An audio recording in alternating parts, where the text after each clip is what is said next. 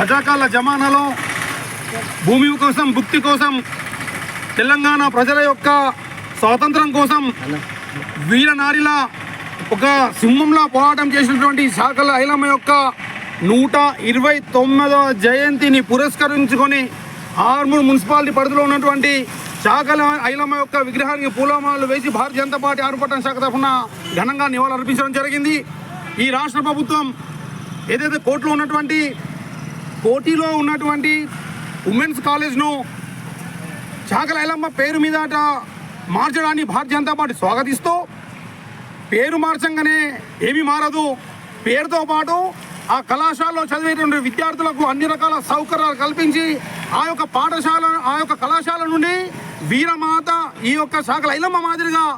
ఆమె జీవితం ఆదర్శంగా తీసుకొని ఈ దేశం కోసం, ధర్మం కోసం, దేశ అభివృద్ధి కోసం పాటుపడేటువంటి మహిళలు ఎప్పుడైతే బయటకు వస్తారో ఆ రోజు చాకలి ఐలమ్మ యొక్క నిజమైనటువంటి నివాళులు, నిజమైన జయంతిలో నిజమైన వర్ధంతులు నిర్వహించిన వాళ్ళం అవుతాం. కాబట్టి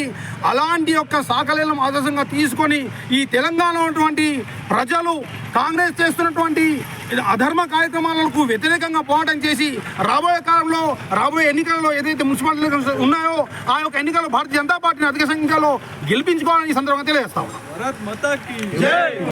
ఎప్పటికప్పుడు వార్తలను వీక్షించేందుకు Q9 న్యూస్ ని సబ్స్క్రైబ్ చేసుకోండి, లైక్ చేయండి, షేర్ చేయండి.